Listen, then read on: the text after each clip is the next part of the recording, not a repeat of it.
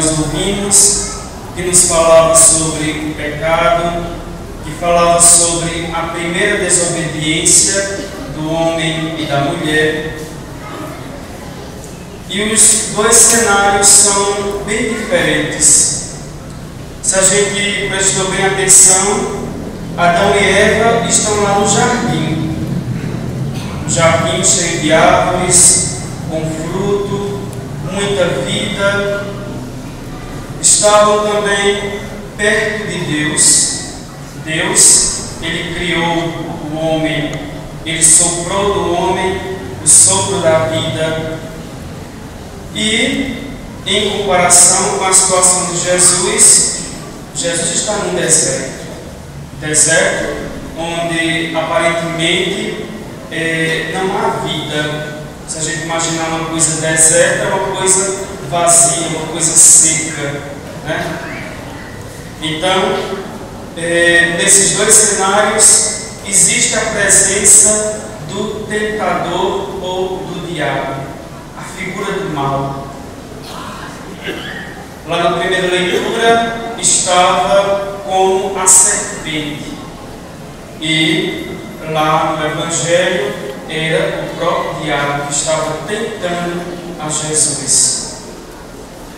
A primeira tentação, a proposta que a serpente lança sobre a mulher é que se ela comer, se ela e Adão comerem do fruto que Deus proibiu, eles serão como Deus. É uma proposta muito interessante, né? A gente comer um fruto e a gente ter a onipotência, a gente ter o poder, a gente ser igual a Deus. Mas certamente não era apenas o poder de Deus, mas serem capazes de definir por eles mesmos aquilo que era o bem e o mal. Já as tentações que Jesus passa são bem outras. As tentações de ele se valer da sua condição de filho de Deus para transformar as pedras em pães, para ele satisfazer aquela necessidade que ele tinha naquele momento, de ter todos os reinos do mundo, de tentar o próprio Deus. Todas essas tentações estão um pouco, os dois são tentados, mas existem diferenças nas respostas que eles dão diante dessas tentações. A mulher nem pensa muito, ela imediatamente se deixa levar pela proposta da serpente, pela sedução. Ela come do fruto e dá também ao marido.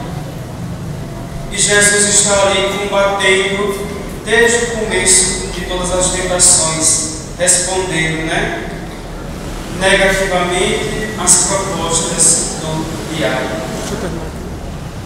Então essas tentações, meus irmãos e irmãs, elas estão presentes em cada ser humano, assim como a gente ouviu na leitura da carta aos Romanos dizer que um homem pecou e essa tendência passou para todos.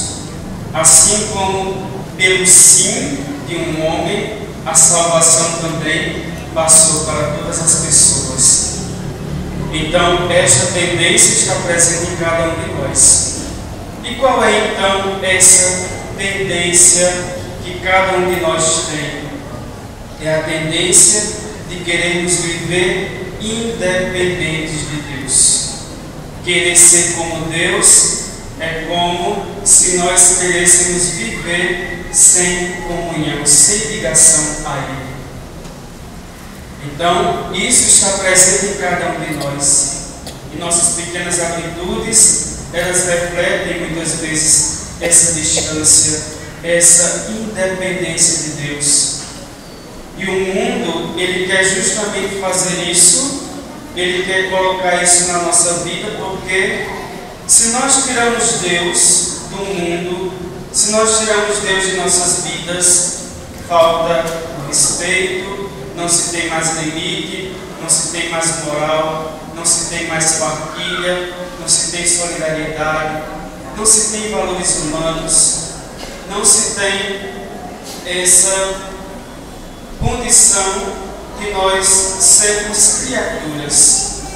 Fomos criados por Deus e devemos aceitar, devemos assimilar esta realidade em nossa vida. Nenhum ser humano ele basta a si próprio, mas nós dependemos de Deus, dependemos também dos outros. E se nós não assimilamos esta realidade, nós caímos muitas vezes nesta pobreza, na maldade e no pecado, que é uma realidade que mata o ser humano na sua dignidade. Assim, meus irmãos e irmãs, diante de Adão e Eva, nós temos os modelos que não devemos seguir. Esta realidade, nós caímos muitas vezes nesta pobreza, na maldade e no pecado, que é uma realidade que mata o ser humano na sua dignidade. Assim, meus irmãos e irmãs, diante por aquele fruto, e a gente precisa ter presente que a tentação, o pecado, ele nunca vai aparecer, surgir para nós como algo horroroso, algo abominável, mas vai ser sempre algo atraente. A gente olha as propagandas, né, que passam na televisão para nos seduzir, para a gente consumir, e a gente vê que naquelas propagandas estão produtos bonitos, né, junto de pessoas bonitas também. Ninguém vai colocar um produto para vender, vai colocar uma pessoa feinha lá, né, junto para vender. Então tem que colocar uma coisa que atraia, né, que tenha muitas vantagens, que lhe ofereça vários benefícios. Então o mundo está cheio de coisas bastante atraentes, cheio de imagens, cheio de coisas que podem nos satisfazer. E o consumo hoje, a indústria do consumo, ela cria milhões de coisas para que você consuma, para que você compre, para você se satisfaça com esses elementos na sua vida.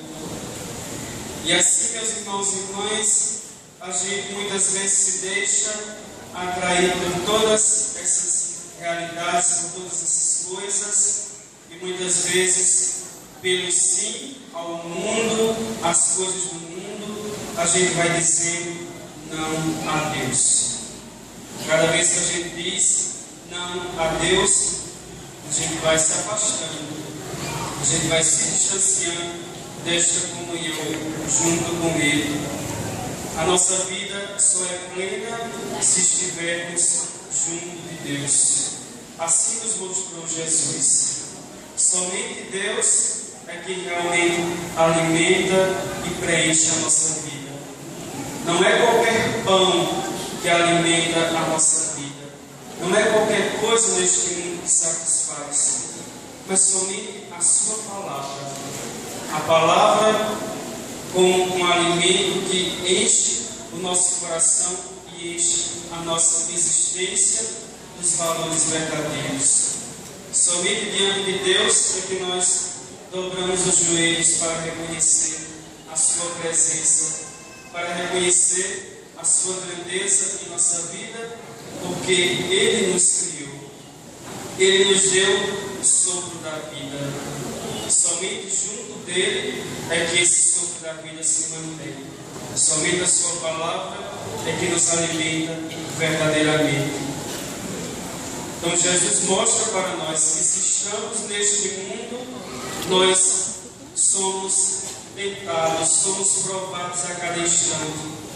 E com Ele não foi diferente.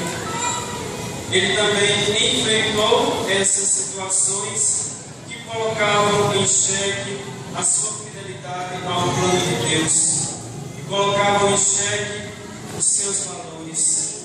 e Ele provou com a sua fidelidade. E aí a gente pode dizer assim, mas Jesus era o Filho de Deus, por isso que Ele venceu as tentações. Mas Ele não era apenas Filho de Deus, Ele também era humano. E Ele mostra para nós como nós podemos vencer as tentações. Ele jejuava e Ele estava fortalecido pela palavra de Deus. E essas armas, esses elementos nós temos bem presentes na nossa vida. Não é algo que está fora do nosso alcance.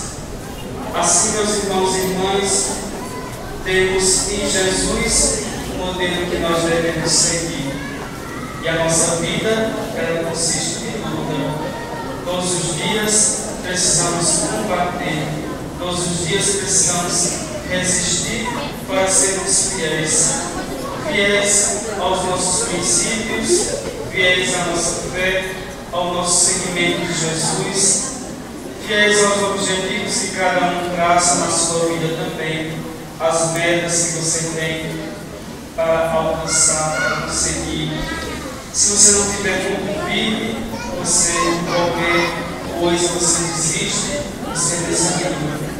Então, para isso você precisa estar fortalecido. Jesus nos mostra como. É a palavra que nos alimenta. Se a gente não se alimenta de 3 em 3 horas, se a gente não tem aquela alimentação regular, a gente vai se enfraquecendo, a gente vai ficando meio amorgunhado assim. E se a gente também não se fortalece na fé e na palavra de Deus, também é da mesma maneira.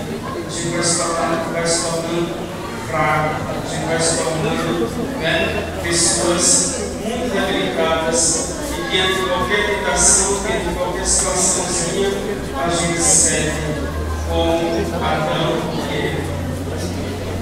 Assim, meus irmãos e irmãs, no tempo da Quaresma, nós somos chamados a tomar consciência dos nossos limites, criarmos momentos de deserto também na nossa vida. Como são esses momentos de deserto? Momentos de deserto em que você para, que você, com você mesmo, olha para dentro de si mesmo, com a luz do Espírito Santo, e olha, percebe, reconhece quais são os seus limites, quais são as suas fraquezas. Santo Agostinho dizia uma coisa muito interessante, que se nós não temos tentações, a gente não se conhece. Se a gente não tem tentações, a gente não luta, a gente não combate. Então é preciso que a gente seja tentado, que a gente seja provado na vida, porque só assim também a gente cresce. A gente não fica naquele mesmo nível. Assim, meus irmãos e irmãs, vamos neste primeiro domingo da Quaresma pedir a Jesus que Ele nos conduza, que o seu Espírito também nos conduza nesta caminhada quaresmal, que nós, olhando para Ele, olhando para Jesus, que é a luz, que é o modelo da nossa vida, nós enfrentemos as nossas tentações e vivamos a nossa vida em comunhão plena, em comunhão com o nosso Deus.